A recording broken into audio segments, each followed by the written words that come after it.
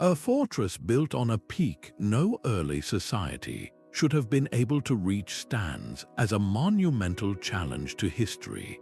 Perched atop a jagged mountain that scrapes the sky, this Cyclopean structure defies our understanding of ancient human capabilities. By the end of this journey, you will understand the secrets of its construction and why its existence forces us to rewrite the story of human innovation. We will explore who built this impossible citadel and what powerful purpose drove them to such heights. How do you think ancient people achieved what seems unthinkable even today? This fortress clings to a razor-edged summit, perpetually veiled in cloud and mystery. The mountain itself is a natural fortress, a spine of unforgiving rock erupting from the landscape with cliffs so sheer they defy modern climbers. Reaching the top requires navigating a gauntlet of thin, breath-stealing air, unpredictable blizzards, and winds that howl with enough force to challenge the sturdiest gear. It sits within a remote and rugged mountain range, a name that echoes with isolation, where every step towards the peak is a battle against the elements. Just getting a team of researchers to the base camp was a monumental expedition in itself. The logistical puzzle of its construction is staggering. How did its builders transport massive stone blocks, each weighing tons, up these vertical faces? There were no roads, no pulleys that we have found, just a vast and empty sky between the ground and the summit. Early archaeological surveys only deepened the mystery, confirming that the routes we might consider possible today were simply not available to them. This extreme isolation acted as a perfect preservative, sealing the fortress away from the world for centuries, but it also placed the site just out of reach of easy study. Why would any society choose such a hardship? The immense risk and back-breaking effort point to a purpose far greater than a simple defensive stronghold. What was so valuable or so threatening that it warranted building a sanctuary in the clouds? The very name we use for this construction, Cyclopean, whispers of a time when its origins seemed beyond human. Ancient cultures, gazing upon walls built from stones larger than elephants, could only conclude that the one-eyed giants of myth, the Cyclopes, must have been the architects. This was not mere superstition, but a testament to the sheer, overwhelming scale that defied their understanding of the possible. True Cyclopean masonry is defined by its colossal, irregular blocks, each one uniquely shaped by hand to fit perfectly with its neighbors, locked together in a three-dimensional stone puzzle without a speck of mortar. You can see this mastery in the Lion Gate of Mycenae or the breathtaking ramparts of Sacsayhuaman in Peru, where these gravity-defying walls have withstood centuries of earthquakes and conquests. The engineering principle is one of sheer mass and intelligent design. Each stone's immense weight anchors the structure, while their interlocking, jagged seams distribute any force, be it a tremble in the earth or the relentless push of the wind across the entire wall, turning a collection of individual rocks into a single, unshakable monolith. Yet the fortress on the peak takes this known concept into the realm of the unimaginable. At other sites, these stones were quarried and lifted on hillsides or plateaus. Here, they were first maneuvered up a near-vertical mountain face. This suggests the builders did not just possess raw muscle, but a profound, almost intuitive knowledge of physics and logistics that we are only beginning to grasp. The sophistication required to execute such a plan in the world's most punishing workshop forces a single, haunting question. Who were these people? And what forgotten school of thought did they belong to that they could achieve what we still struggle to explain? The accepted timeline of human history begins to fray at the edges when we place this fortress within it. scientific dating methods have been applied to organic materials found trapped within the structure's very mortar. Radiocarbon dating, which measures the decay of a radioactive isotope in once living matter, and thermoluminescence, which gauges how long ago certain minerals were last exposed to heat or sunlight, have converged on a startling age range. The evidence suggests this citadel was built over 3,000 years ago. To put that into perspective, this was an era when, according to mainstream history, most major civilizations were only just beginning to work with bronze. While societies in the fertile river valleys were constructing their first monumental temples on flat, accessible ground, a different group of people was somehow accomplishing the impossible on a mountain peak. This is not a minor discrepancy, it is a chasm in our understanding. The fortress is not just older than we thought, it is an anomaly, a sophisticated structure appearing centuries, perhaps even a millennium, before the technology and organization required for such a project were supposed to exist. This chronological paradox is echoed in local oral traditions.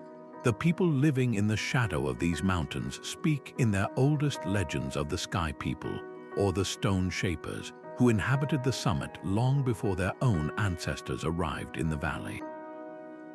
These stories are often dismissed as myth, yet their persistent core, a narrative of a powerful, advanced culture residing in the clouds, strangely corroborates the scientific data. How could both hard science and ancient folklore be pointing toward the same incredible conclusion? This timeline forces a profound question. Were our maps of ancient innovation simply incomplete, missing entire chapters of human achievement that rose and fell in isolation? Or does this lonely fortress represent something else entirely, a school of knowledge that developed independently and far earlier than any we have ever recorded? The answer lies not just in the stones but in the hands that placed them there. So who were the hands behind this impossible construction? The question of the builders is perhaps the most enduring puzzle of all, because the site itself offers no easy answers.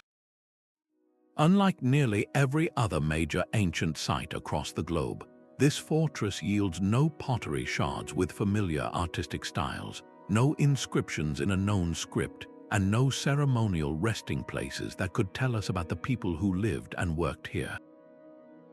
It is an architectural masterpiece left utterly anonymous, a signature written in stone but with no name attached.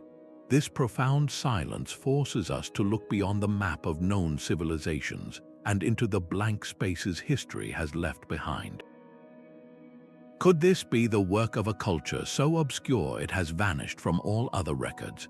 The region itself has historical gaps, periods of centuries where we know people lived and thrived, but the details of their political structures and technological peaks are lost to time. Some researchers point to nomadic confederations known for their sophisticated trade networks, groups who moved between mountain valleys and might have possessed the unique logistical knowledge to conquer such a peak. Others suggest it could have been the work of a religious sect, ascetics who sought the ultimate isolation to be closer to their deities, their motivation spiritual rather than political. The architectural style itself provides more riddles than answers.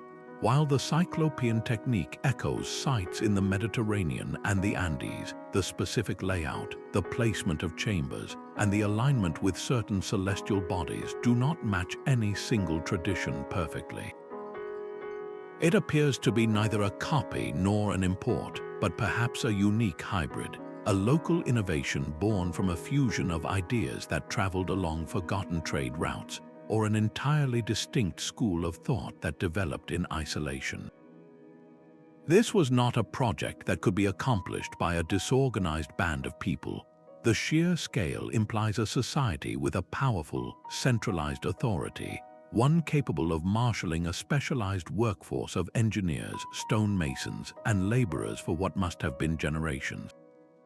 They needed a masterful understanding of logistics to supply a remote mountaintop worksite with food, water, and tools. They required advanced astronomical knowledge to navigate and perhaps to spiritually align their creation. Every stone placed is a testament to a forgotten social order, one with the will and the means to literally move mountains. The practical challenges they overcame daily are staggering to contemplate. We must envision teams of workers, not with modern machinery, but with levers, ropes, and immense ingenuity, inching multi-ton blocks up precipices where a single misstep meant catastrophe. They battled the thin, cold air, the relentless wind, and the psychological toll of working in the sky. What unshakable belief or overwhelming necessity drove them to endure such conditions? As we peel back the layers of this mystery, the identity of the builders retreats further into the clouds, forcing us to question not just who they were, but what we are truly capable of when pushed to our absolute limits. The physical reality of these stones makes the achievement almost incomprehensible. Individual blocks measure over 20 feet in length and stand taller than a person, with conservative estimates placing their weight at around 50 tons each. That is the equivalent of lifting 50 family cars straight up a mountain. The journey from the nearest confirmed quarry was not a simple trek across a valley. It was a multi-stage ordeal that began miles away, traversing steep, unstable slopes before culminating in a final, near-vertical ascent of over 2,000 feet. The pathway, if it can be called that, is a narrow, crumbling ledge that wraps around the mountain's sheer face, a route that would challenge an unburdened climber today. There are no signs of a massive, permanent ramp system, the kind used to build the Great Pyramids on flat ground. So how was it done? The most plausible theories point to a combination of brute force and brilliant ingenuity. One leading idea involves a system of wooden sledges, greased with animal fat, pulled along carefully prepared earthen causeways by hundreds of workers using ropes made from plant fibers. Experimental archaeology has shown that on a level surface, a large group of people can indeed move massive weights this way, but this was not a level surface.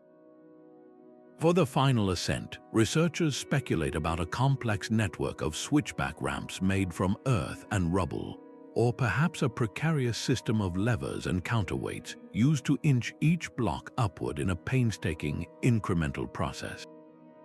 Some have even proposed the use of water, channeling small streams to create slick, muddy pathways that reduced friction, though the logistics of this on a cliffside are themselves staggering. The human cost of this endeavor is where the numbers become truly sobering. To move just one of these 50-ton blocks would have required a coordinated team of several hundred individuals, all working in perfect unison to the rhythm of a foreman's chant. The entire project, comprising hundreds of such stones, would have needed a sustained workforce numbering in the thousands, supported by an even larger community below providing food, water, tools, and shelter. This was not a project that took a single lifetime. The construction of the fortress likely spanned multiple generations, a century or more of unyielding effort where a child would be born into a world defined by the ongoing work, labor on the mountain their entire life, and pass away with the project still unfinished. This level of social organization is breathtaking. It required a society with a singular, unwavering purpose, capable of planning on a scale of decades, of feeding and managing a small city of workers in an incredibly hostile environment, and of passing down precise technical knowledge from parent to child without losing a single step. What could possibly compel a culture to commit so completely to such a punishing task? Was it the fear of an enemy so formidable that only a sanctuary in the clouds offered safety? Or was it a collective belief, a spiritual drive to reach the heavens that was powerful enough to move not just mountains, but the very stones upon them? The summit's defensive advantages are immediately obvious to any observer. This was a natural fortress, a stronghold where a single, well-defended pathway could be held against an army. From its dizzying heights, sentries could see for dozens of miles in every direction, spotting any approaching force long before it became a threat. The journey to the top was so arduous that any invading army would arrive exhausted, depleted, and vulnerable to attack from above. Yet defense alone feels too simple an answer for such an extreme undertaking. The sheer investment of lives and generations suggests a motivation that ran far deeper than mere security. Perhaps the mountain itself was considered sacred, a place where the earth reached up to touch the heavens. In countless ancient cultures, high places were seen as the dwelling spots of deities, realms where the veil between the human and the divine was thinnest. Building here could have been the ultimate act of devotion, a sanctuary for rituals intended to communicate with the gods, to control the weather, or to ensure the community's survival. The thin air and the ever-present clouds would have reinforced this otherworldly feeling, making every moment on the summit a spiritual experience.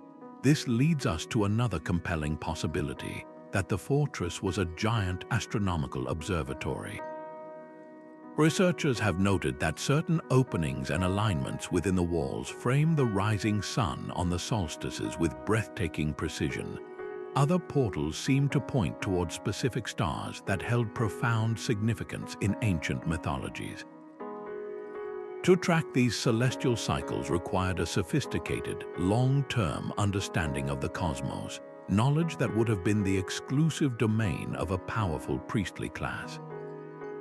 This was not just about watching the sky, it was about harnessing its rhythms, using the stars as a divine calendar to dictate the timing of planting, harvests, and sacred ceremonies.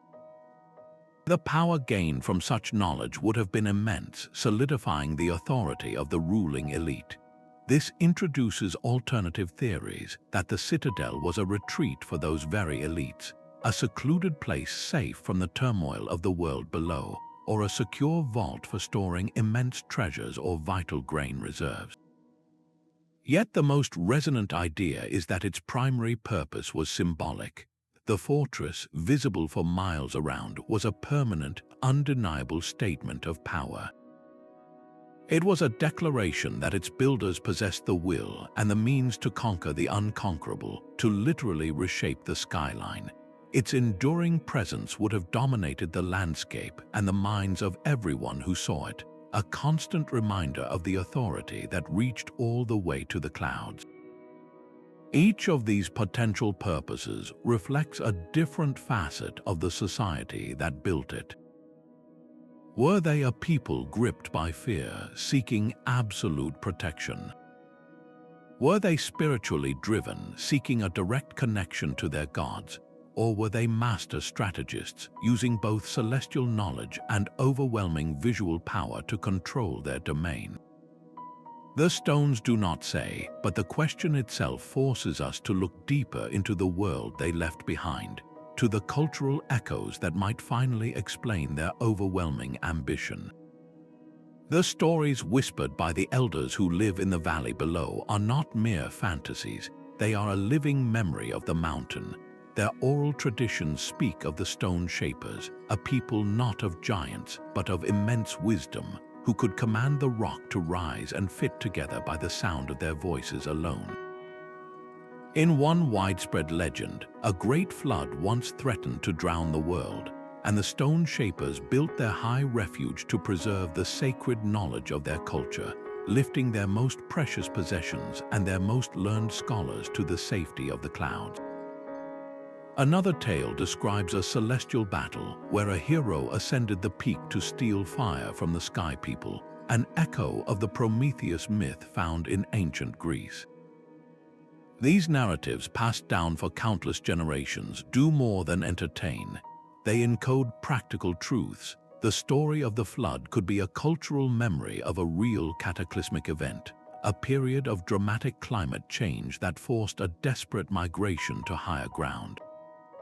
The idea of commanding stone with sound might be a poetic way of describing the precise, rhythmic hammering of stonemasons, whose coordinated work must have seemed like a form of magic to those who watched from below. This pattern of myth mirroring reality is not unique to this one peak. Across the ocean, the Inca of Peru told of their ancestors being led to the high citadel of Machu Picchu by their creator god, who taught them how to fit massive stones together. In the Mediterranean, the Greeks attributed the massive walls of Mycenae to the Cyclopes, believing only giants could have lifted such boulders. It seems that whenever human achievement so vastly exceeded common understanding, the explanation was given to the gods. Modern archaeology no longer dismisses these stories. Instead, researchers now listen closely, using them as a unique form of data. The specific details in a legend about a hidden spring on the mountain's north face, for instance, might lead a survey team to a previously unknown water source, crucial for supporting a large workforce. The description of a ceremonial plaza in an epic poem could guide ground-penetrating radar to the heart of the complex. This respectful collaboration between science and tradition is revealing that the fortress was far more than a collection of stones. It was a symbol so powerful it became woven into the very identity of the region, a landmark not just in the physical world, but in the human imagination. Its construction secrets, therefore, are not only a matter of physics and engineering, but of belief and identity, compelling us to ask what people are truly capable of when their vision is lifted to the sky. The true genius of the builders is locked within the stone itself. To shape these colossal blocks, they likely employed a toolkit of simple yet devastatingly effective methods. Stone hammers made of harder rock, like dolerite, would have been used to pound the granite surfaces, gradually pulverizing the stone along natural fracture lines. For finer work, bronze chisels could have scored precise grooves, while a technique known as fire setting might have been their master key. This involved building controlled fires directly against the rock face, heating it intensely, and then suddenly dousing it with cold water. The thermal shock would cause the stone to crack cleanly along predetermined lines, a powerful form of natural quarrying.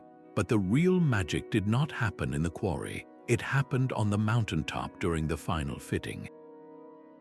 Achieving those impossibly tight seams between irregular blocks required more than guesswork.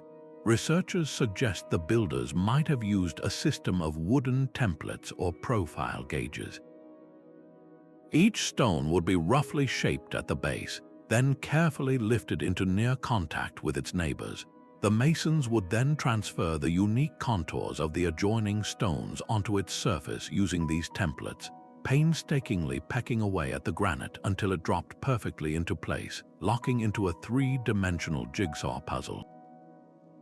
This was a subtractive art form of immense patience and spatial reasoning. The structural innovations extended beyond the joints. The walls themselves are not sheer vertical faces. They taper inward as they rise, a design that lowers the center of gravity and massively increases stability against both earthquakes and the mountain's relentless winds. Hidden within the masonry are cleverly disguised drainage channels, subtle grooves that redirect rainwater and melting snow away from the foundation, preventing freeze-thaw cycles from slowly prying the stones apart over centuries. Recent material analysis has added another layer to this mystery. Petrographic studies, which examine the thin mineral slices of the rock, reveal that not all the stone came from the same local quarry. Some of the granite contains unique mineral signatures traceable to a source over 50 miles away. This suggests the builders operated within an extensive trade network, or perhaps a territory so vast they could commandeer specific, high-quality resources from across the region. They were not just master craftsmen, they were sophisticated logisticians who understood the material properties of different stones, selecting some for their compressive strength and others for their resistance to weathering. Every perfectly fitted seam is a testament to a deep, intuitive knowledge of physics, a silent language of engineering that speaks of a culture whose intellectual achievements were carved not on parchment, but into the very bones of the mountain. This staggering feat of engineering has spawned countless theories, each attempting to solve the riddle of its construction. Mainstream archaeology points to the immense power of coordinated human labor, supported by simple machines. Engineers who have studied the site suggest elaborate systems of levers, ramps, and ropes could have accomplished the task, given enough time and people. They point to the clear evidence of tool marks on the stones and the logical, if arduous, progression from quarry to summit using known ancient techniques. This view emphasizes a society of unparalleled organization, one that could sustain a multi-generational project with meticulous planning and brute force. It is a testament to what human beings can achieve through collective will, but for many, it still feels incomplete. The sheer vertical challenge pushes the limits of this explanation, opening the door to more speculative ideas. Some researchers in alternative history circles propose the builders possessed a form of lost knowledge. They explore ancient texts and global myths that speak of sound frequencies capable of making stone weightless, or of devices that could negate gravity itself. The local legends of the stone shapers commanding rock with their voices fit eerily well into this narrative. Could these stories be a cultural memory of a technology we no longer understand? While captivating, these theories face a significant challenge: a complete lack of physical evidence. No such devices have been found, and the principles described often defy our current understanding of physics. This forces a critical distinction between an intriguing possibility and a scientifically supported fact. The diversity of these competing ideas is itself a powerful testament to the site's mystery. Our struggle to find a single, comfortable explanation reveals just how much this fortress challenges our foundational beliefs about the past. It pushes us to question whether we have underestimated the ingenuity of ancient cultures, or if we are missing entire chapters in the story of human innovation. This very debate sets the stage for a more concrete search for answers, one that turns from speculation back to the earth, to the fragments of daily life that might finally tell us who these people were. Archaeological work at the summit began with intrepid explorers, not scientists. In the late 19th century, a handful of adventurers managed to reach the ruins, documenting the Cyclopean walls in sketches and journals. They brought back tales of a lost city in the clouds, but they took more than they studied, removing small artifacts as souvenirs and disturbing the very layers they sought to understand. Proper scientific excavation did not begin until the mid-20th century, and even then, it was a halting, intermittent process. The first major expedition faced the mountain's full fury, with high winds ripping tents and equipment from the cliff face. The thin air made sustained physical labor nearly impossible, forcing teams to work in short, exhausting shifts. Funding was always a struggle, as the remote location and extreme conditions made each season of digging exponentially more expensive than a conventional dig. Political borders and access permissions further complicated efforts, sometimes halting research for years at a time. Despite these immense challenges, the soil of the summit began to yield its secrets. The stratigraphy, the careful study of the soil layers, revealed a story of long-term habitation. Beneath the foundational stones of the main fortress, archaeologists found evidence of earlier, simpler structures. There were post holes from wooden buildings and hearths filled with ancient charcoal, suggesting the site was occupied and modified over many centuries. This was not a single, frantic construction project, but a place of deep and enduring significance, built upon by successive generations, Among the most telling finds were fragments of high-quality bronze chisels and stone hammers made of dolerite, tools left behind by the very workers who shaped the monoliths. More poignant were the organic remains, not of people, but of their provisions. Preserved seeds and animal bones pointed to a carefully managed supply chain that brought food and resources from the fertile valleys far below to sustain the workforce on the barren peak. Then came the controversial discoveries. In one layer, associated with the earliest phase of construction, a team uncovered a small, carved stone object. Its material was exotic, unidentifiable from any local source, and its stylized design resembled artwork from a culture known to have flourished over 1,000 miles away. The carbon dating from a nearby hearth offered a date several centuries older than the established timeline for the fortress, a result that was immediately challenged.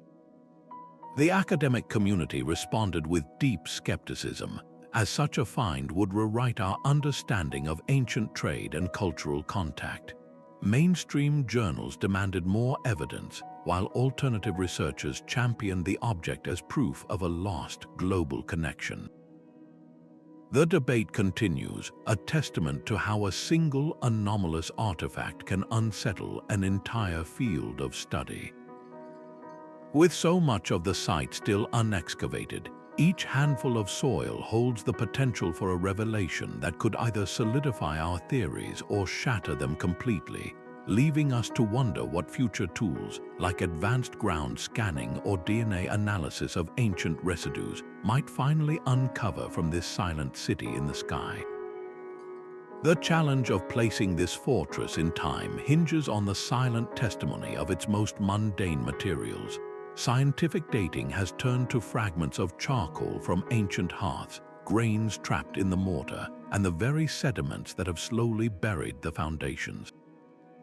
Radiocarbon dating measures the steady decay of carbon-14 in organic remains, offering a clock that starts when a plant or an animal passes. For the minerals surrounding the stones, researchers use optically stimulated luminescence, a technique that determines when a grain of sand last saw sunlight, effectively dating the moment it was buried by construction. The results from these methods have been both illuminating and deeply contentious. Multiple carbon dates from charcoal samples, believed to be from the fires of the workers who built the walls, consistently point to an origin over 3,200 years ago. Yet, optically stimulated luminescence tests on the foundational sediments sometimes suggest an even older date, pushing the timeline back by several more centuries.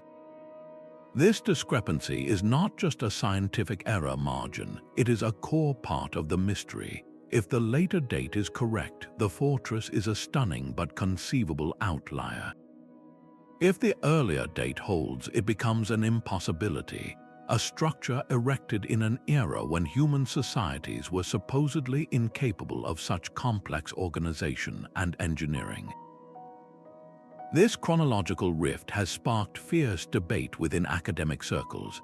Skeptics argue that the charcoal samples could be from much older wood, perhaps salvaged from ancient forests and burned centuries after the tree itself fell, skewing the results.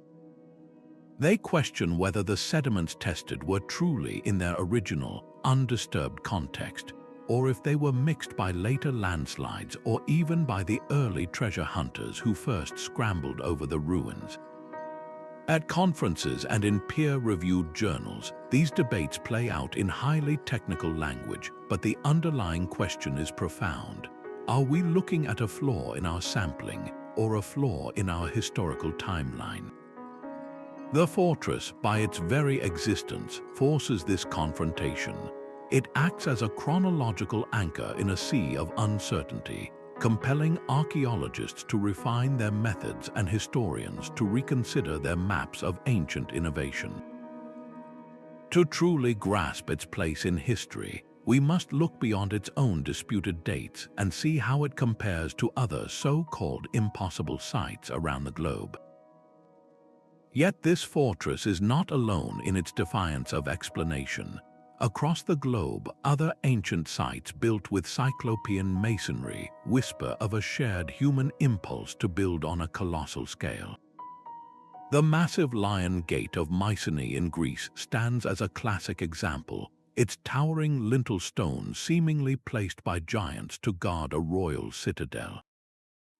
Far away in the Andes, the Inca fortress of Ollantaytambo in Peru showcases a similar mastery, with immense stones fitted together with breathtaking precision to create terraces and walls that climb the mountainside.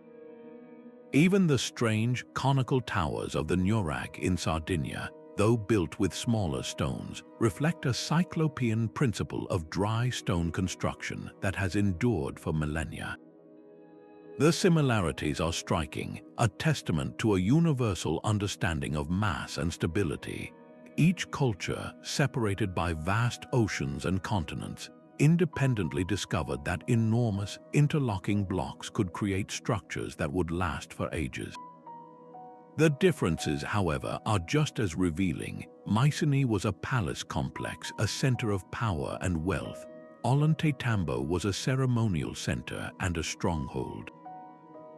The Sardinian Nurag were likely fortified settlements or communal watchtowers. Their purposes were as diverse as their locations. This global pattern suggests two compelling possibilities. The first is independent innovation, the idea that brilliant minds in different cultures, facing similar challenges of defense and permanence, arrived at the same elegant engineering solution. The second is the tantalizing theory of a shared, ancient knowledge, perhaps carried along early trade routes by seafarers or migrating peoples, spreading a revolutionary architectural idea across the ancient world. Our fortress on the peak complicates this puzzle. While it shares the core Cyclopean technique, its context is utterly unique. Mycenae and Ollantaytambo are built on formidable hills, but our fortress clings to a true mountain peak, an environment of far greater extremes. Its scale of logistics, hauling 50-ton blocks to a breathtaking altitude, surpasses even these other marvels, and its profound anonymity, the complete absence of cultural artifacts, sets it apart as a truly isolated enigma. It fits the global pattern of Cyclopean construction, yet it stands at the very extreme edge of what that pattern represents. This comparative view transforms a single mystery into a broader question about human civilization itself. How is it that cultures with no apparent contact developed such similar answers to the challenge of building for eternity? And what does it say about the builders of our mountain citadel that they chose to apply this knowledge in the most difficult place imaginable? Their achievement forces us to look beyond the stones and into the heart of the society that willed it into existence, a society whose organizational power may be the greatest mystery of all. The sheer scale of this construction speaks of a society organized with almost military precision. To sustain a project spanning generations, the workforce must have been vast, a small city of specialists living on and around the mountain. We can estimate that moving and shaping just one of the 50-ton blocks required a coordinated team of several hundred laborers. With hundreds of such stones in the walls, the total workforce likely numbered in the thousands at any given time. This was not a chaotic mob, but a carefully structured hierarchy. At the top sat a small, powerful elite, perhaps a single ruler believed to have divine authority, or a council of priests who held the astronomical and engineering knowledge essential for the design. Beneath them were the master artisans, the engineers who understood leverage and stress, and the skilled stonemasons who could read the rock. The bulk of the workforce were the laborers, the muscles that hauled the ropes and manned the levers, supported by a sprawling network of suppliers, cooks, and toolmakers in the valleys below. How was such an army fed and housed in this barren landscape? The economic engine driving this endeavor had to be immense. It likely relied on a significant agricultural surplus from the fertile lowlands, a portion of which was systematically diverted to feed the workers. Control over valuable trade routes, perhaps for metals or rare stones, could have provided the wealth to fund the project, with goods flowing in as a form of tribute to the central authority. This implies a society with a strong, centralized economy capable of planning decades in advance and redistributing resources on a massive scale.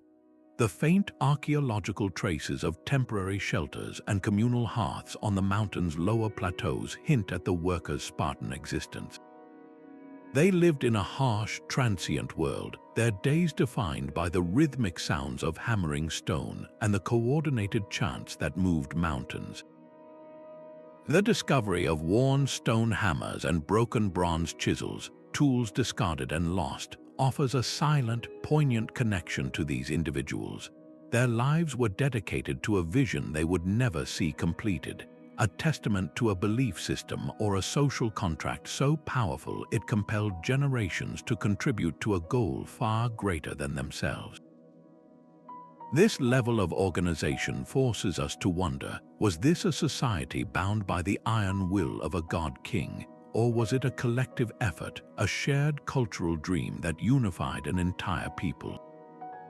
The stones themselves suggest the answer lies somewhere in between, a fusion of absolute authority and a deeply ingrained communal purpose that turned an impossible peak into a permanent home for human ambition. Living on that summit was a daily battle against the elements. The thin air at that altitude would have left even the fittest individuals short of breath, their bodies working constantly to draw in enough oxygen. Bitter cold was a relentless companion, with temperatures that could plummet even during summer months, and fierce winds that carved the very rock. In this harsh environment, securing the most basic necessities, water and food, became a monumental engineering challenge in its own right. The inhabitants demonstrated a profound understanding of their mountain fortress. They likely channeled water from natural springs seeping from the cliffs, constructing intricate systems of stone-lined channels and cisterns to capture every precious drop of rainwater and melting snow. These water management systems were as vital to survival as the defensive walls themselves, a hidden network of life supporting the city in the sky. For food, the options were severely limited by the short growing season and poor soil. Archaeological evidence points to a multifaceted strategy. On sheltered, sun-facing slopes, they may have built elaborate agricultural terraces, carving stepped gardens into the mountainside to grow hardy crops like potatoes and quinoa that could withstand the cold. The animal bones found in ancient hearths tell another part of the story, revealing a diet supplemented by hunting high-altitude species like wild vicuña or chinchilla. Yet the sheer size of the workforce suggests that a significant portion of their sustenance had to be imported. This implies the existence of a robust and reliable supply chain, a steady flow of grains, dried meats, and other staples carried up from the fertile valleys far below by dedicated porters. The physical toll of this life is etched into the few skeletal remains that have been studied. Bones show signs of degenerative joint disease and spinal stress, likely from a lifetime of carrying heavy loads and performing arduous labor in a challenging environment. Research also suggests a prevalence of health issues related to the high altitude, including a condition where the body produces extra red blood cells to compensate for the lack of oxygen, placing a long-term strain on the heart.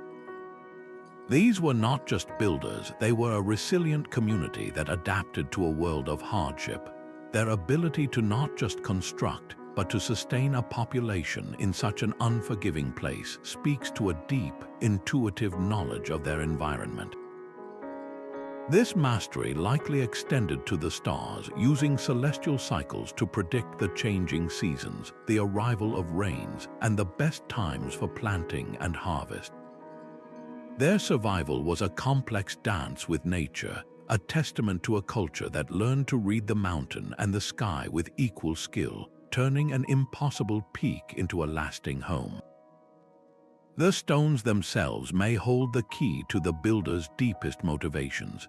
A growing body of research in archaeoastronomy, the study of how ancient cultures understood the sky, suggests the fortress was a sophisticated celestial observatory. Specific architectural features are not random.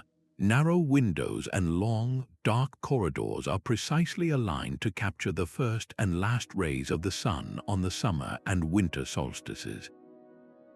On those pivotal days, a beam of light would pierce the interior darkness, illuminating a specific carved symbol or marker on the far wall. This was not a coincidence, but a carefully engineered event.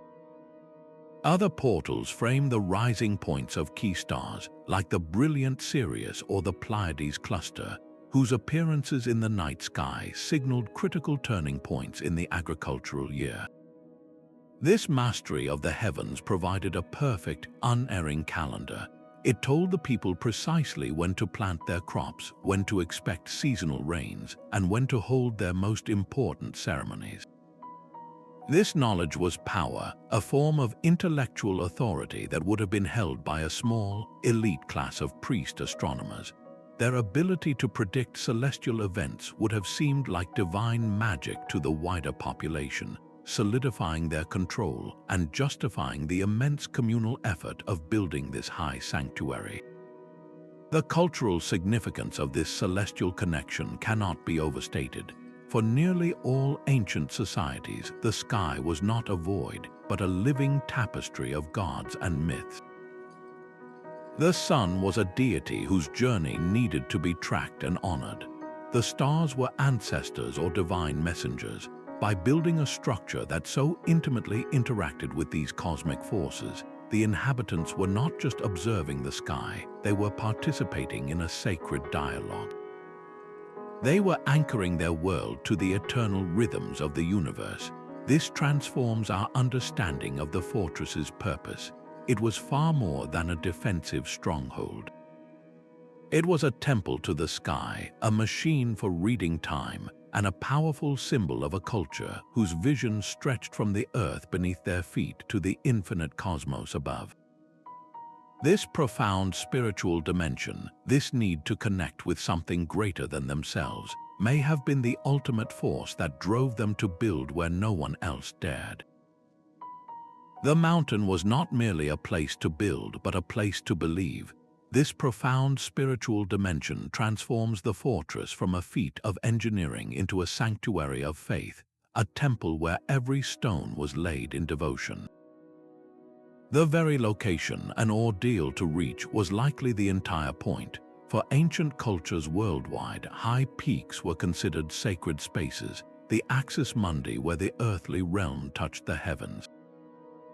Reaching such a place was a form of ascension, a physical and spiritual journey that separated the devout from the mundane world below. The hardship of the climb imposed a powerful ascetic practice, purifying the pilgrim or priest through exertion and deprivation, making them worthy to stand in the presence of the divine. Imagine the psychological impact for a supplicant, after days of arduous travel, finally emerging onto the summit to find this cyclopean structure silhouetted against the infinite sky. It was a visceral, undeniable demonstration of piety, proving that faith could literally move mountains. Archaeology offers tangible clues to these spiritual practices. Within the fortress walls, researchers have identified structures that align with known religious architecture from the period. A large, flat stone slab in a central courtyard, smoothed by centuries of wear, bears a striking resemblance to an altar. Nearby, a recessed chamber contains a series of small, intricately carved stone bowls. While no explicit evidence of their use remains, their form and placement suggest they could have held offerings of water, grain, or precious oils, gifts to deities of the sky or the mountain itself. The most telling artifacts are small, portable items found in the living quarters. Personal amulets carved from bone and stone depict stylized figures that merge human and avian features, perhaps representing sky spirits or divine messengers. These were not the trappings of a military garrison. but the sacred objects of a community deeply engaged in ritual life. The absence of more dramatic ceremonial finds speaks volumes. It suggests a spirituality that was profound but not centered on grand, public spectacles of power. Instead, it was a faith woven into the daily rhythm of life at the summit, a constant communion with the elements. This interpretation finds powerful echoes at other high-altitude sacred sites across the globe.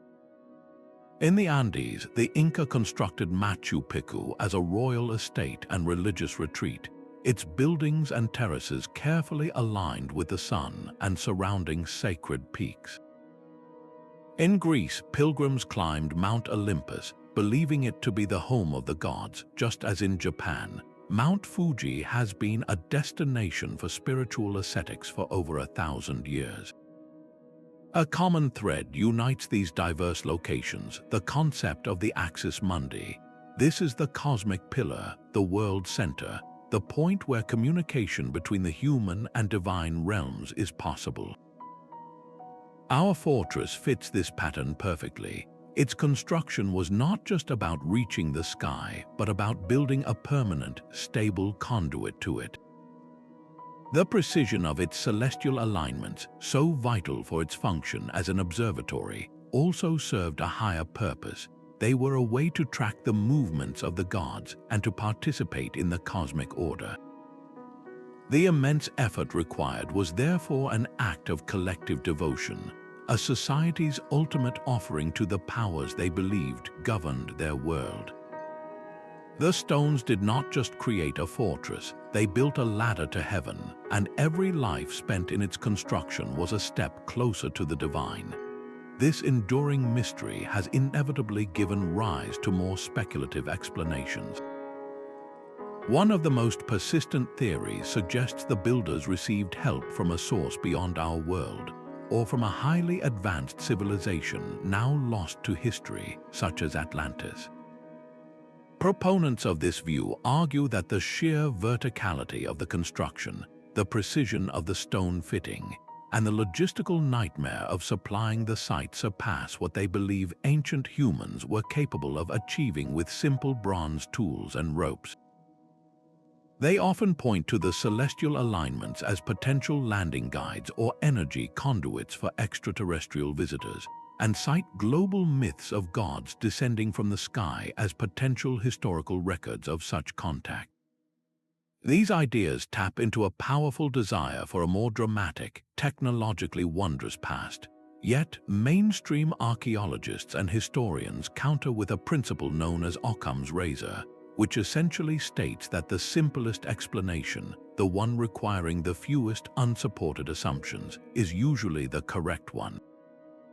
In this case, the simplest explanation is not that we need to invent a lost super-civilization or interstellar engineers, but that we have profoundly underestimated the ingenuity, organization, and perseverance of our own ancestors. The tangible evidence on the mountain consists of stone hammers, bronze chisels, and the clear marks of human labor, not fragments of alien alloy or Atlantean artifacts. The impact of these speculative theories is a double-edged sword. On one hand, they capture the public imagination, generating widespread fascination that can sometimes lead to increased funding and renewed interest in archaeological research. They get people asking questions and looking at the past with wonder.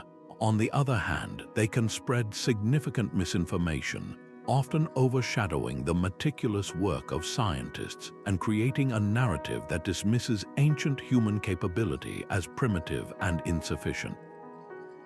While these grand theories are not supported by credible evidence, they serve an important purpose. They are a testament to our enduring fascination with the unknown and a mirror reflecting the current limits of our understanding. When faced with something that seems truly impossible, the human mind naturally reaches for extraordinary answers. This compelling diversion ultimately brings us back to Earth, prompting a more grounded search for connections through the slow, steady channels of ancient trade and the fascinating exchange of ideas across continents. The scattered artifacts found within the fortress walls tell a story of distant horizons. While the citadel itself stands in profound isolation, the small objects of daily life whisper of connections spanning vast distances. Archaeologists have unearthed ceramic shards whose distinct glazes and mineral compositions do not match any local clay sources. Instead, they bear the unique chemical signature of clays from a valley over 200 miles away. Similarly, traces of obsidian, a volcanic glass prized for its sharp edges, have been sourced to a specific volcanic flow located nearly 150 miles from the mountain. These were not casual finds, they were deliberate imports, evidence that the builders were integrated into a sophisticated exchange network. This network was likely a web of ancient trade routes, paths worn into the landscape by generations of merchants and pastoralists moving between highland pastures and lowland markets. These routes would have been the information superhighways of their day, carrying not just goods but revolutionary ideas. A master builder from the coast might have shared a new technique for levering heavy weights, a concept that then traveled for months, passed from one community to the next, before finally arriving at the mountain and inspiring a breakthrough. This exchange could explain the fortress's unique architectural hybrid, a Cyclopean style that feels both local and strangely global. It suggests the builders were not ignorant of the outside world, but were selective curators of knowledge, adopting and adapting the best ideas from across their known universe to solve an unprecedented engineering challenge. The presence of these imported goods also hints at the fortress's economic power. To acquire such non-essential items from so far away, the society must have had something valuable to offer in return.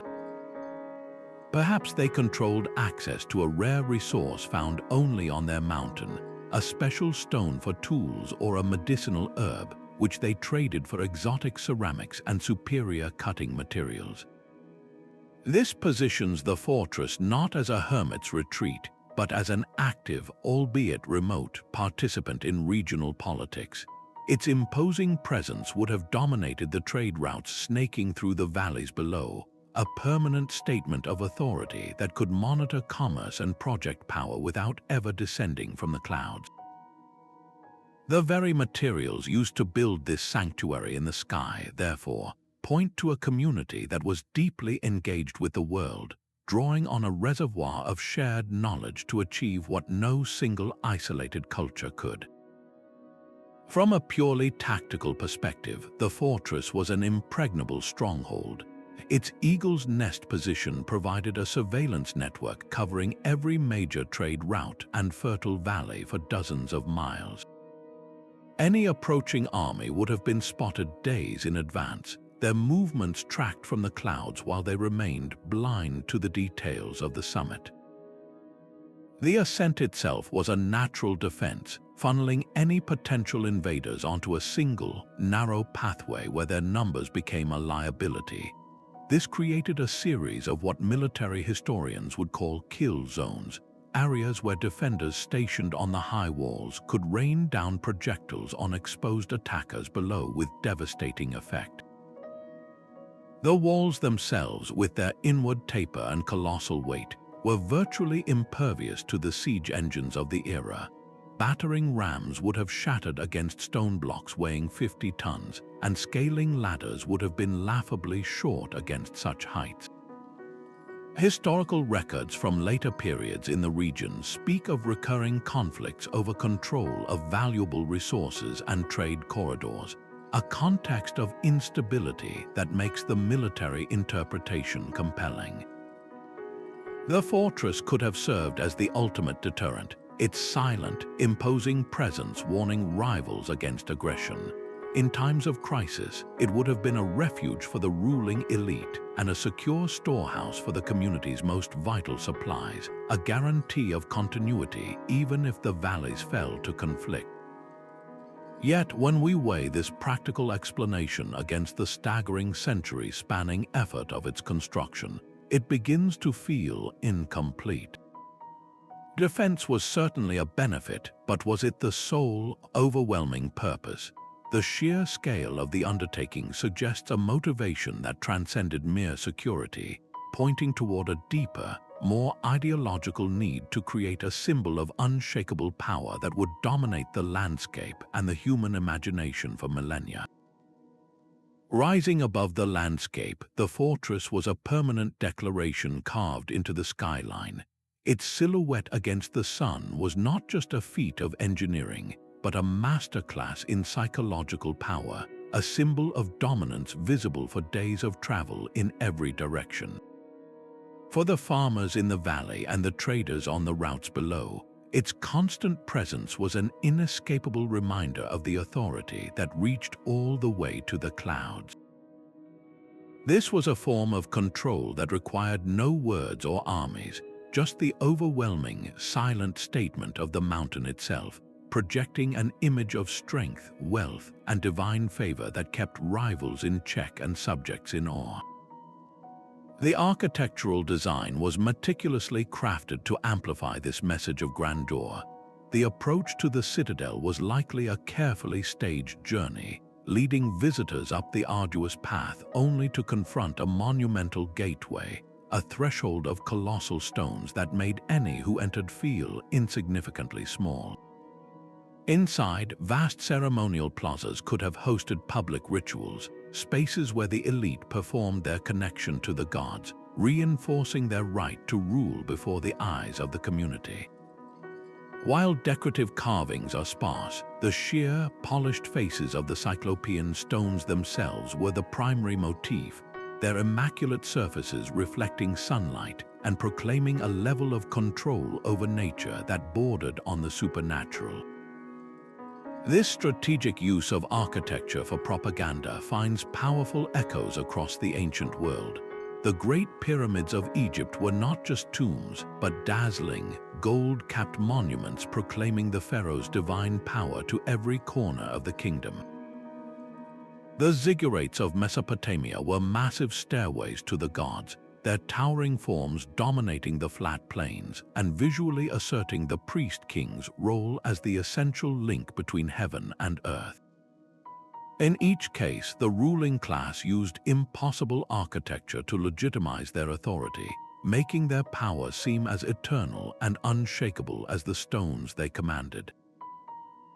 The fortress on the peak, therefore, was as much about ideology as it was about defense or astronomy.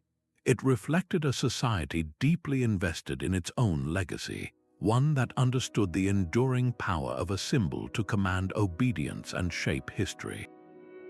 This obsession with projecting an image of eternal strength, however, makes its eventual silence all the more profound, raising the question of what could possibly topple a society that had so thoroughly conquered both a mountain and the human imagination. Even the most ambitious stonework cannot defy the slow grind of time. The great fortress, built to last for eternity, eventually fell silent, its halls emptied and its purpose forgotten.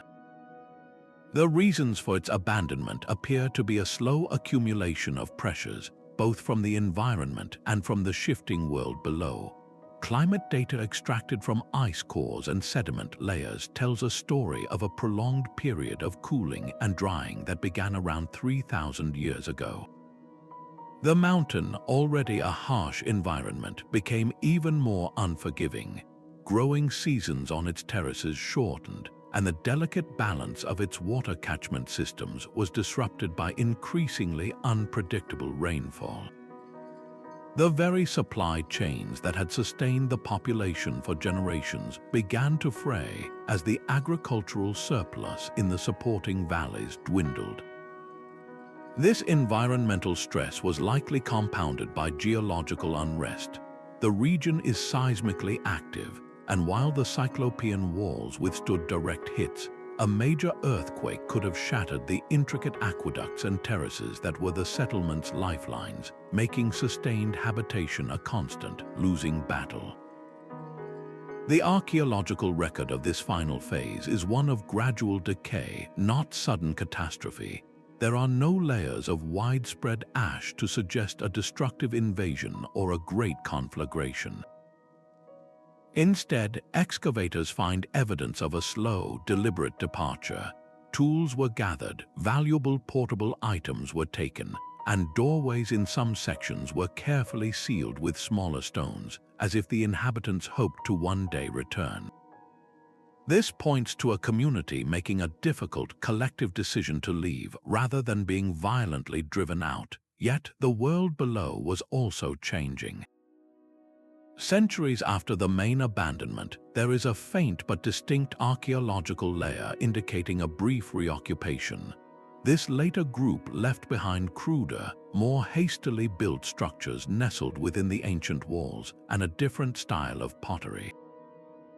They were not the original builders, but squatters who used the abandoned citadel as a temporary shelter, perhaps as a seasonal herding post or a hideaway during a period of conflict. They did not understand the celestial alignments or maintain the water systems. They simply took refuge in the ghost of a greater civilization. The poignant contrast between the masterful original construction and this ephemeral later use highlights the total loss of the knowledge that once raised these stones. The story of its decline is a humbling reminder that no achievement, no matter how monumental, exists in a vacuum. It is vulnerable to the slow tides of climate, the sudden jolts of the earth, and the unpredictable currents of human history.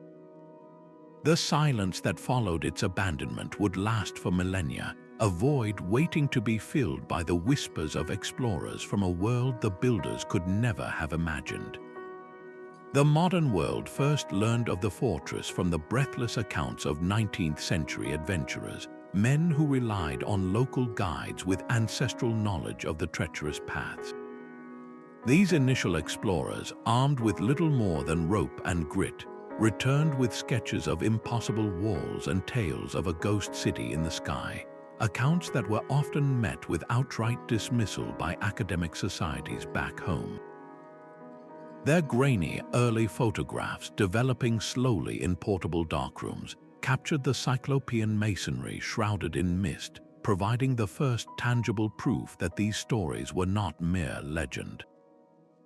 Reaching the site was a harrowing ordeal, a multi-week journey on foot and mule through uncharted valleys, followed by a final, dizzying climb using hemp ropes and iron pitons that offered precarious safety.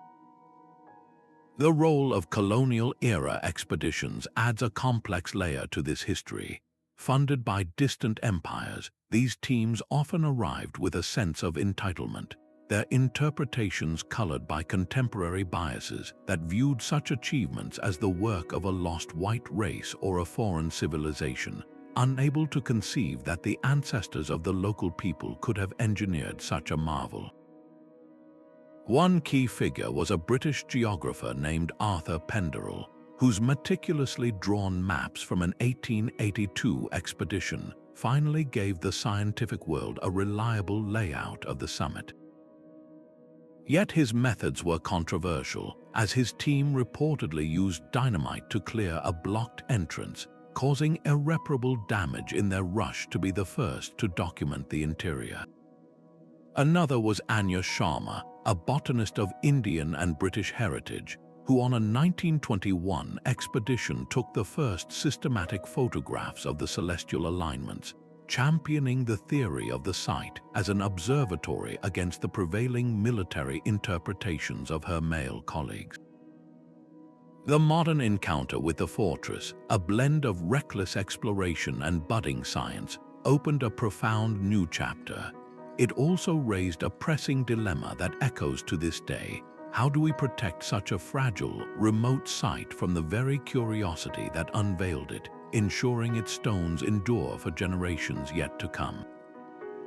The fortress now faces its greatest threat not from invaders, but from the slow, patient work of wind and rain.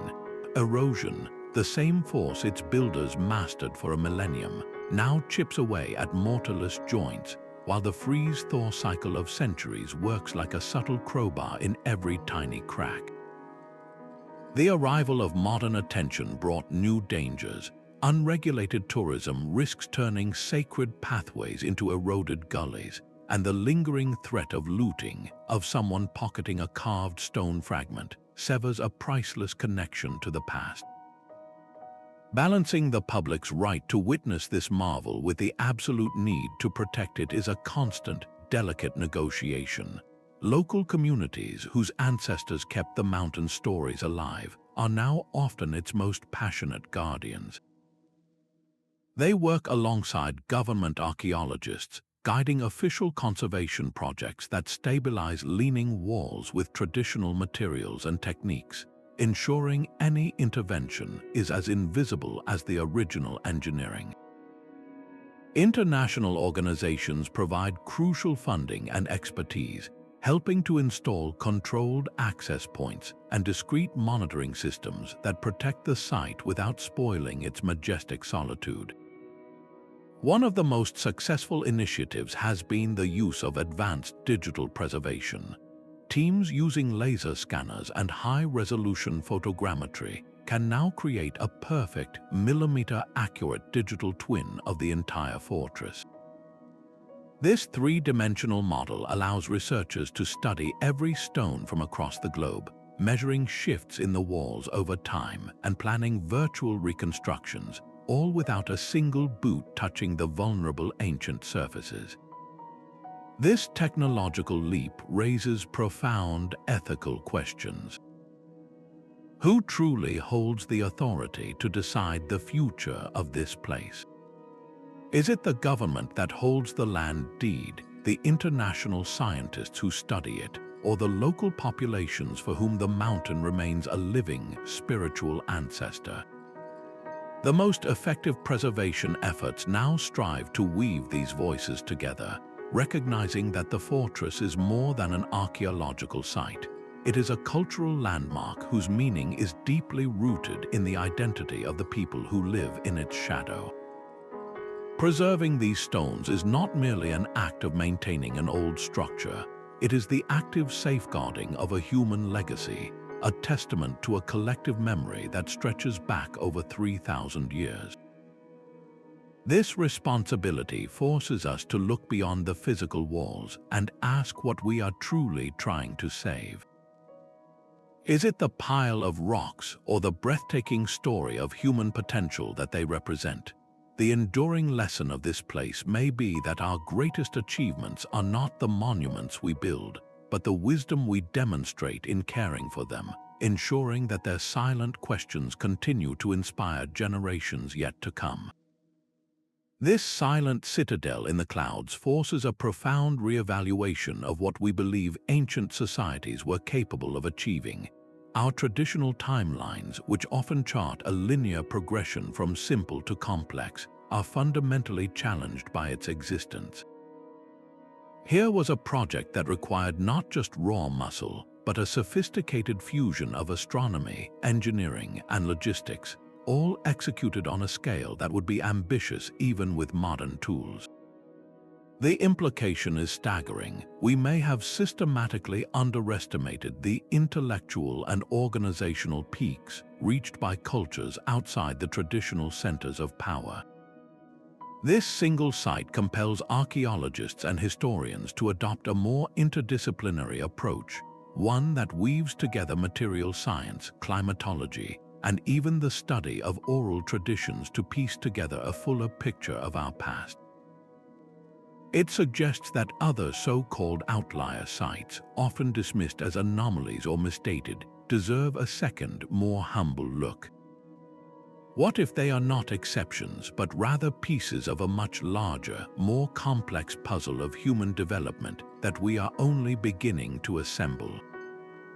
The true lesson of the fortress is not about lost technologies or superhuman strength, but about the boundless potential of human collaboration and vision. It stands as a timeless testament to what we can accomplish when a community is united by a shared, transcendent purpose, whether that purpose is spiritual devotion, the will to survive, or the sheer ambition to leave a mark on the sky. The immense obstacles they overcame, the generations of labor, the ingenious solutions born from necessity, all speak to a resilience that should inspire awe. How does this change your perception of ancient people? Does it make you see them not as primitive figures from a distant past, but as our intellectual equals, who simply applied their genius with different tools and toward different ends? The fortress is a humbling reminder that history is not a closed book, but a living narrative still being written with every new discovery. It encourages us to look at the world's remaining mysteries, from submerged structures to forgotten jungle cities, with a renewed sense of wonder and possibility. What other chapters of human achievement are still waiting, silent and patient, for us to finally listen? Despite centuries of inquiry, the fortress guards its ultimate secrets with a stubborn silence. The identity of its builders remains the most profound enigma. Were they a powerful, centralized state whose name is lost to time, a nomadic confederation with unique logistical genius, or a religious sect drawn to the sacred sky? Without written records or definitive artifacts, their name and language are shadows. This mystery is inextricably linked to the question of their primary purpose. Was the citadel an impenetrable military redoubt, a celestial temple for stargazing priests, a symbolic statement of power, or a combination of all three? The answer to why it was built would directly inform who had the motivation to see it through. Similarly, the precise construction methods are a subject of intense debate. While we can theorize about ramps, levers, and sledges, the exact engineering that lifted 50-ton blocks up a near-vertical face has left no clear blueprint behind.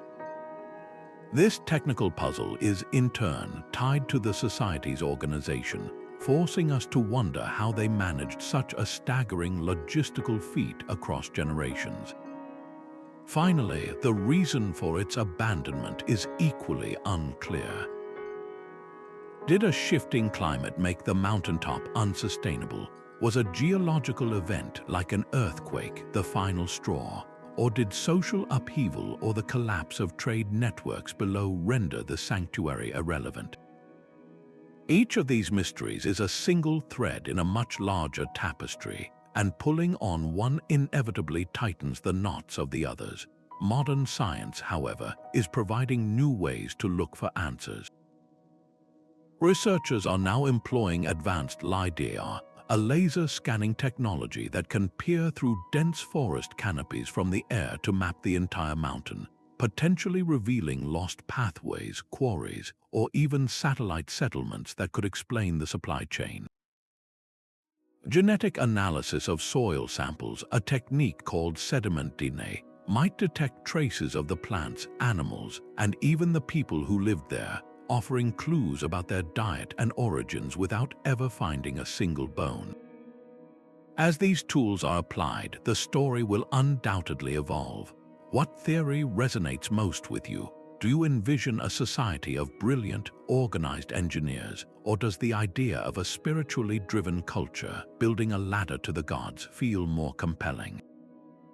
The persistence of these questions is not a failure of science, but an invitation.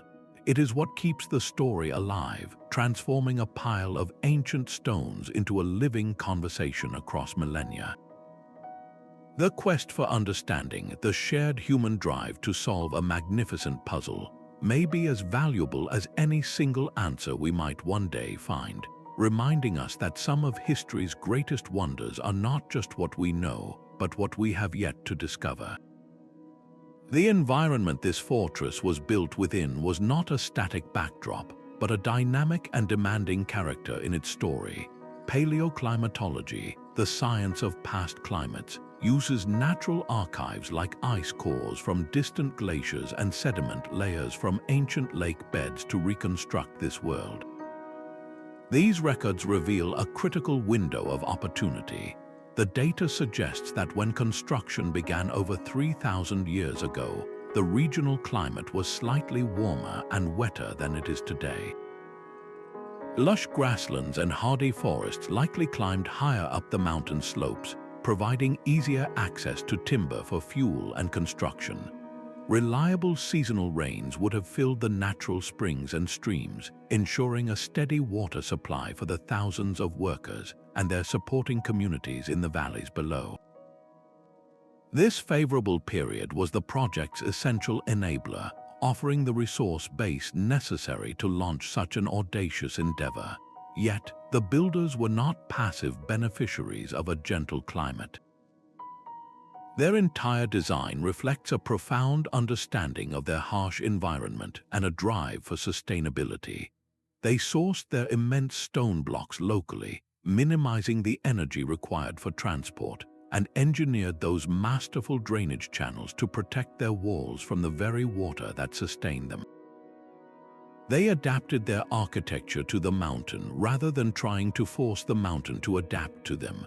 This delicate balance, however, would not last forever.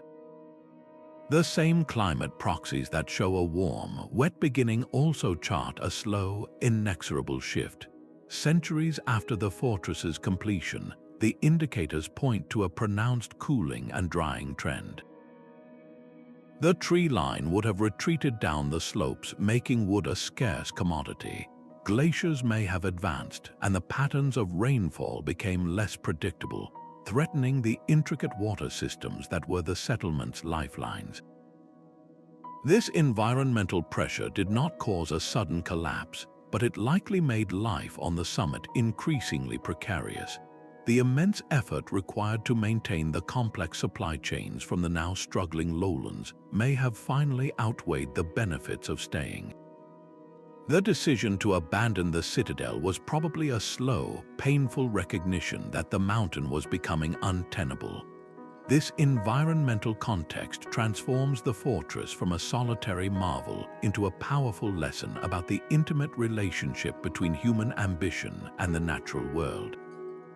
Our greatest achievements are not built in a vacuum, but are deeply intertwined with the climate and resources available to us. A partnership as delicate as it is powerful. For generations, the fortress was seen primarily as a scientific puzzle, its story told through the lens of outsiders. But the most vital perspectives have always existed in the communities living in the mountain's long shadow. Their oral histories, passed down through countless generations, are not mere legends but a living library of ancestral knowledge, offering insights that excavation alone can never provide. Modern archaeology is finally learning to listen, forging collaborative projects where community elders work alongside researchers. Local guides, whose families have known the hidden paths for centuries, now lead archaeological surveys, their understanding of the landscape helping to locate forgotten terraces and water sources.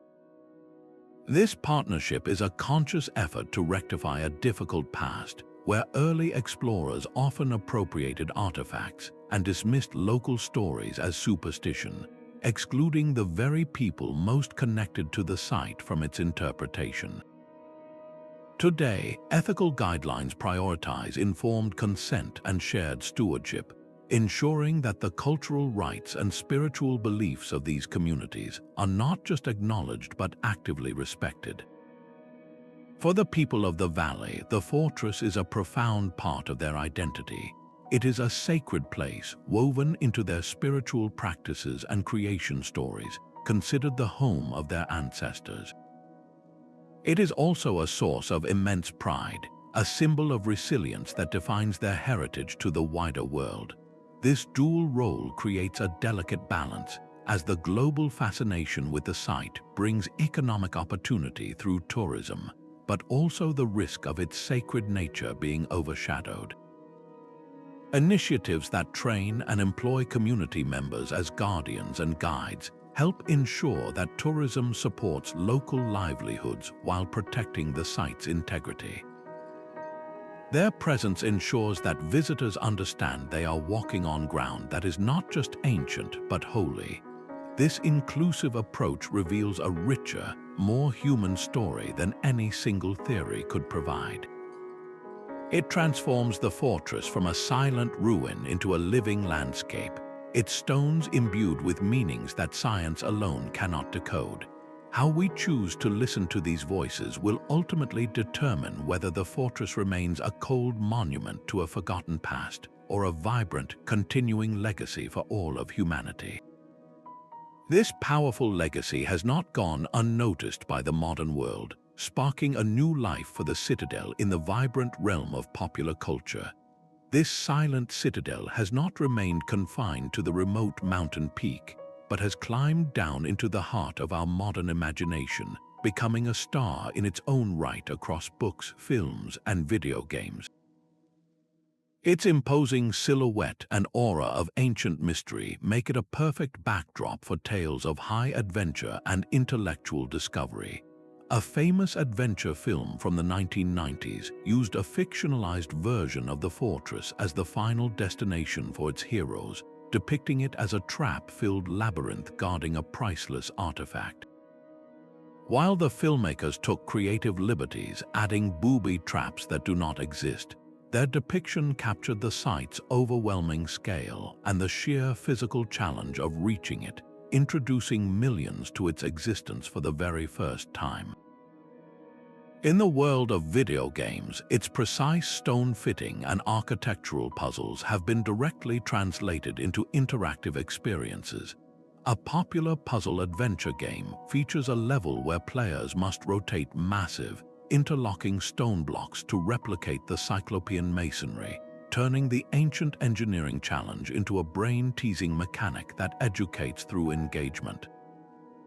These portrayals, while not always perfectly accurate, are powerful because they tap into the same core human fascinations that the real site embodies: the thrill of exploration, the satisfaction of solving a puzzle, and the awe of standing before something truly monumental. This widespread cultural presence is a double-edged sword. On one hand, it generates immense public awareness and fuels a sense of global wonder, inspiring a new generation of potential archaeologists, engineers, and historians. The surge in tourism it can create brings vital economic resources to local communities and funds conservation efforts, yet the risk of misinformation is real.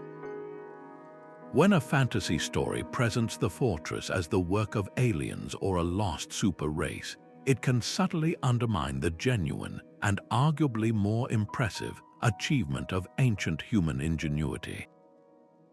The challenge, then, is for creators and educators to find common ground. Documentarians can work with game developers to provide factual background for in-game codexes. Historians can consult on film sets to ensure key architectural details are respected, lending an air of authenticity even to a fictional plot. This synergy allows the fortress to function as a gateway, its pop culture fame pulling people in, and its real-world history encouraging them to look deeper. The economic impact of this fascination is tangible. Increased visibility in media directly translates to more visitors, which supports local guides, artisans, and hospitality workers, weaving the ancient site into the modern economic fabric of the region. This cycle of inspiration, from pixelated screens to real-life journeys, ensures the fortress is not a relic of a dead past, but a living, breathing source of wonder and discovery that continues to shape our collective story. The flow of visitors to this ancient citadel has become a river of modern curiosity, bringing both life and challenge to the silent peak. A carefully managed trail system now snakes up the mountainside, replacing the treacherous paths of old with reinforced steps and safety cables, while a small visitor center at the base camp shares the site's history. This influx has been an economic lifeline for nearby villages, creating steady employment for local guides, porters, and hospitality workers who share their ancestral connection to the mountain with travelers from across the globe. Yet, this very attention carries a cost. The constant tread of thousands of feet accelerates erosion on the fragile pathways, while discarded wrappers and plastic bottles occasionally mar the sacred landscape, a stark contrast to the ancient perfection of the stonework. The sheer volume of people, all touching the same walls and walking the same stones, poses a gradual but real threat to the structural integrity that has endured for millennia. In response, site managers have implemented a strict system, limiting the number of daily visitors through a timed ticketing process and designating specific, resilient routes to protect more delicate areas. The lessons from other iconic sites are clear. At Machu Picchu in Peru, uncontrolled access led to such significant wear that authorities were forced to institute mandatory guided tours, cap daily entries, and establish designated one-way walking circuits to preserve the experience. Similarly, the serene temples of Angkor Wat in Cambodia combat the damage from millions of footsteps by using elevated wooden walkways that protect the ancient stone foundations from direct contact. These successful models demonstrate that preservation is not about locking a site away, but about managing the human footprint with intelligence and foresight. If you are inspired to make the journey yourself, you can become part of the solution. Choose a licensed local guide whose knowledge will deepen your understanding. Stay strictly on the marked paths and carry out every single item you bring in. View your visit not as a simple photo opportunity, but as a pilgrimage to a living heritage site, a chance to walk gently where ancient builders toiled, and to help ensure their legacy remains intact for the seekers of tomorrow.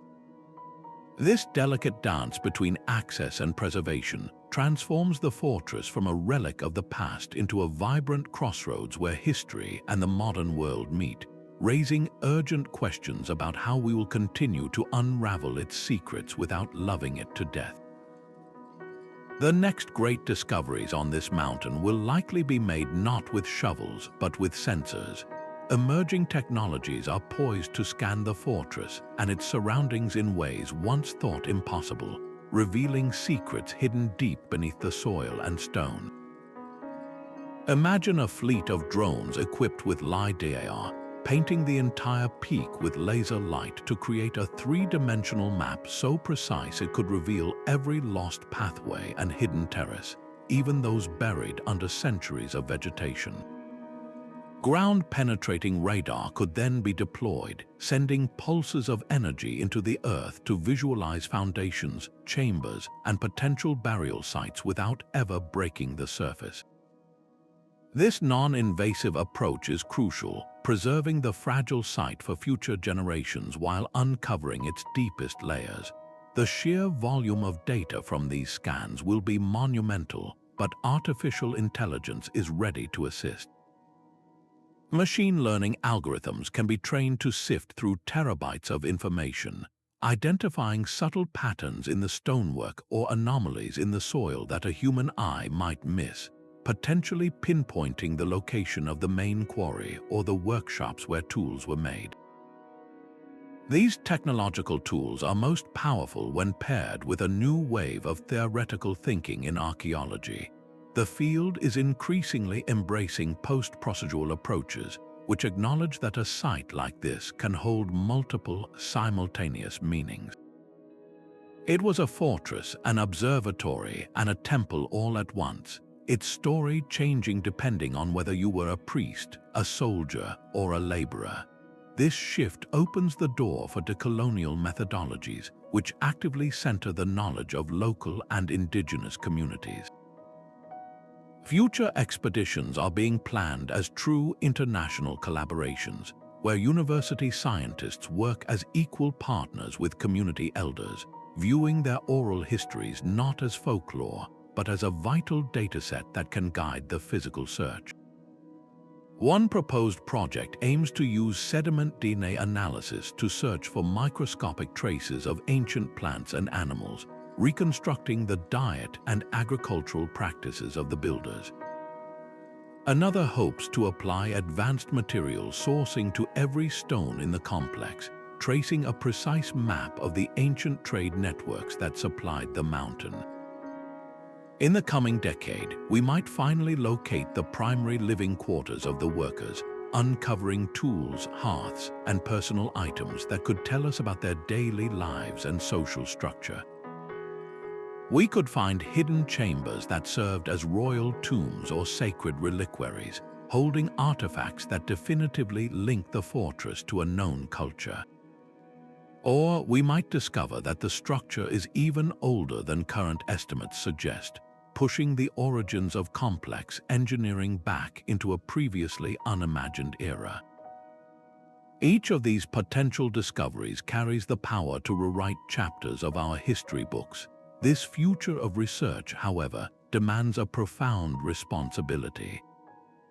The global significance of this site means that every new finding is a piece of shared human heritage.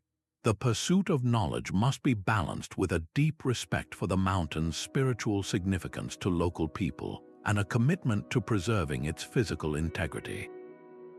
The ultimate goal is not to simply solve a mystery, but to understand the full, rich tapestry of human ingenuity that this citadel represents, ensuring that its legacy is approached not as a trophy to be claimed, but as a story to be honored and shared with the world. This lonely peak speaks a universal language of ambition and wonder. The fortress is far more than an archaeological site. It is a mirror reflecting timeless human drives we all share, the need to reach higher, to build for the future, and to find meaning in a vast world. Its story is not owned by one nation, but belongs to all of humanity, a powerful chapter in our collective biography. The builder's struggle against a harsh environment resonates deeply today, as societies worldwide grapple with adapting to a changing climate. Their ingenious water channels and resilient architecture are ancient lessons in sustainability, reminding us that true innovation works in harmony with nature, not against it. This interplay between culture and the natural world is a dance we are still learning, and the fortress stands as a patient 3,000-year-old teacher. Its very existence champions the preservation of cultural diversity, showing us that the human story is not a single narrative, but a breathtaking tapestry woven from countless unique threads, each with its own wisdom to offer. When we protect a place like this, we are not just saving old stones, we are safeguarding a vital part of our shared human identity, ensuring that future generations can stand in awe and ask the same profound questions we do today. Understanding such profound achievements helps us appreciate the true depth of human history, revealing that our ancestors were not primitive, but were our intellectual equals who applied their genius to different challenges. This realization humbles us, while also inspiring our own modern endeavors in architecture, engineering, and community organization.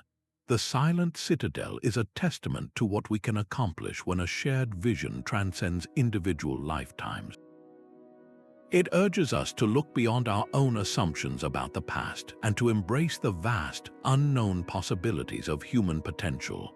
This legacy of perseverance and imagination is perhaps its greatest gift, a call to remember that our own greatest achievements may lie not in what we build, but in the wisdom and wonder we choose to carry forward. Our journey into the clouds reveals a story carved in impossible stone. This fortress, perched where no society should have reached, stands as a permanent question mark against the sky. We have walked through the chilling winds of its location and marveled at the Cyclopean masonry that defies erosion. We have pondered the anonymous builders, a people of such profound organization and will that they committed generations to this monumental task. The debate over its purpose continues, a compelling mix of impenetrable fortress, celestial observatory, and symbolic seat of power, each theory reflecting a different facet of a lost world. This single site, in its majestic isolation, challenges the very timelines of human achievement, forcing us to expand our understanding of ancient ingenuity and resilience. It is a humbling reminder that history is not a closed book, but a living narrative still being written. The true legacy of this place may not be in the answers it provides, but in the profound curiosity it ignites. As one early explorer of the peak wrote, "The greatest wonder is not that the stones were lifted, but that the human spirit could reach so high. Let this mystery be an invitation." Look at the world around you with fresh eyes, question the stories you have been told, and never stop exploring the hidden chapters of our past. We would love to hear what you think. What theory about the fortress resonates most with you? Share your thoughts in the comments below. And if you enjoyed this deep dive into history's enigmas, subscribe for more journeys into the unknown. Thank you for joining this adventure. May the story of the mountain fortress spark a lasting curiosity, driving you to seek out the countless other wonders waiting to be rediscovered.